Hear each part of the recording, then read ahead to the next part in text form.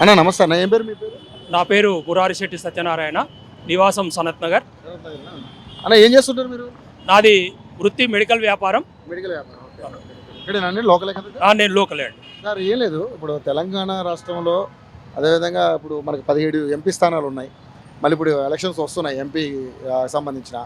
మరి ఏంటి సార్, అంటే మీ ఉద్దేశం ఏంటి? ఈసారి ఓవరాల్గా బీజేపీ మళ్ళీ ఫామ్ అవుతుంది సెంటర్లో అని చెప్పేసి మాట్లాడుతున్నారు. కాంగ్రెస్ కూడా మళ్ళీ అధికారంలోకి వస్తే మేము ఈసారి అధికారం మేమే చేపడతామని వాళ్ళు అన్నారు. టీఆర్ఎస్ కూడా బీఎస్పీతో పొత్తు పెట్టుకుని వాళ్ళు కూడా ఎక్కువ సీట్లు సాధిస్తామంటున్నారు. మరి ఏంటి, మరి ఇప్పుడు మనం సికింద్రాబాద్ కాన్స్టిట్యున్సీలో ఉన్నాం. ఇప్పుడు ఎలా ఉండబోతుంది ఈసారి? ఇక్కడ మొత్తానికి ఓవరాల్గా చూసుకుంటే ఈసారి కేంద్రంలో అధికారం ఏ ప్రభుత్వం వచ్చే అవకాశం? కేంద్రంలో ఇప్పుడు నరేంద్ర మోడీ సర్కారే మళ్ళీ వచ్చే ఛాన్స్ ఉంది. ఛాన్స్ కాదు, 100% నరేంద్ర మోడీ గారి నాయకత్వంలో కేంద్ర ప్రభుత్వం ఏర్పడుతుంది.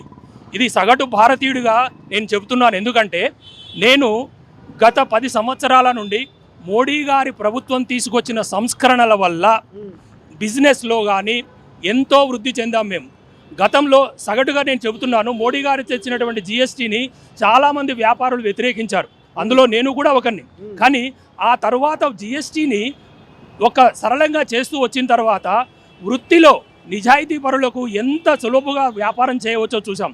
అంతకుముందు ప్రతిరోజు మేము భయపడేవాళ్ళం. ఎందుకంటే ఏ ట్యాక్స్ వస్తాడో తెలియదు, వాడొస్తాడో తెలియదు, వీడొస్తాడో తెలియదు. ప్రతి వారికి భయపడుతూ బిజినెస్ చేసేవాళ్ళం. ఎప్పుడైతే జిఎస్టీ వచ్చిందో మేము వ్యాపారం స్వచ్ఛంగా స్వేచ్ఛగా చేస్తున్నాం. అదొక్కటే కాదు, గత 10 సంవత్సరాల క్రితం మనం ఎక్కడన్నా బయటికి వెళ్ళాలంటే 10 మందిలో వెళ్ళాలంటే భయపడేవాళ్ళం. ఇప్పుడు ఆ భయపడే పరిస్థితి లేదు. మన పిల్లోడు బయటికి వెళ్తే ఎప్పుడు వస్తాడో ఎక్కడ చిక్కుకున్నాడో అనే భయం ఉండేది. ఎందుకంటే దేశంలో జరుగుతున్నటువంటి గతంలో జరిగినటువంటి బాంబు దాడులు అనుకోండి, టెర్రరిస్టుల అటాకులు అనుకోండి, ఇవి ఈ 10 సంవత్సరాల నుండి ఒక్క దగ్గర కూడా లేవు. కాబట్టి మేము స్వేచ్ఛగా మా పిల్లోడు ఎక్కడ పోయినా స్వేచ్ఛగా వస్తాడు అన్న ఒక భరోసాతో ఉన్నాం. మొన్న కూడా మా అబ్బాయి కొత్తగా పెళ్లి చేసుకొని బయటికి వెళ్తానంటే నేను కాశ్మీర్ పంపించాను. ఎందుకంటే అది మోడీ గారు ఇచ్చిన ధైర్యం. నేను ఒక బీజేపీ పార్టీ కార్యకర్తగా చెప్పట్లేదు, సగటు భారతీయుడిగా చెబుతున్నాను. ఇది నాకు నరేంద్ర మోడీ గారి నాయకత్వంలోని కేంద్ర ప్రభుత్వం ఇచ్చినటువంటి భరోసా. కాబట్టి మరొక్కసారి కూడా మేమందరం నరేంద్ర మోడీ గారి నాయకత్వంలోనే మన కేంద్ర ప్రభుత్వం ఏర్పడాలని కోరుకుంటున్నాం. ఇప్పుడు మొన్న తెలంగాణలో కాంగ్రెస్ ప్రభుత్వం వచ్చింది, ఇప్పుడు కూడా అదే వస్తుంది అనేది ఉండొచ్చు. కొంతమందికి ఏంటంటే లోకల్లో మన వాళ్ళు ఉండాలనే సూచన ఉండొచ్చు. కానీ ఇప్పుడు మాత్రం కేంద్రంలో మాత్రం ప్రతి ఒక్కరూ మోడీకి ఓటు వేస్తామని అందరూ చెబుతున్నారు. సికింద్రాబాద్ కాన్స్టిట్యున్సీలో కూడా కిషన్ రెడ్డి గారి నాయకత్వం చాలా బాగుంది. వారి యొక్క అభివృద్ధి ఫలాలు మా సనత్ నగర్కు బాగా అందుతున్నాయి. కాబట్టి మరొక్కసారి కూడా కిషన్ రెడ్డి గారు ఇక్కడ అత్యధిక మెజార్టీతో గెలుస్తారు.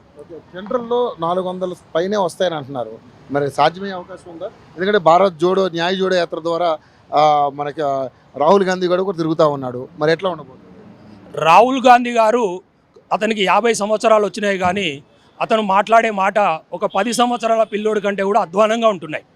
అలాంటి వ్యక్తిని మనం దేశానికి భారత ప్రధానిగా ఎన్నుకోవడానికి ఏ ఒక్కరూ ఒప్పుకోరు. కాబట్టి ఇప్పుడు ఎట్టి పరిస్థితుల్లో కూడా నరేంద్ర మోడీ గారి నాయకత్వానికి లోపం లేదు. మరి రాహుల్ గాంధీ గారు వచ్చే ఛాన్సే లేదు, 100% చెప్తున్నాం. కిషన్ రెడ్డి గారికి ఇక్కడ ఆయన గెలిచే అవకాశాలు ఉన్నాయి అంటున్నారు. అంటే దానికి దోహదపడ్డ సంఘటనలు ఏమైనా ఉన్నాయంటే, అభివృద్ధి కార్యక్రమాలు ఉన్నాయి ఇక్కడ?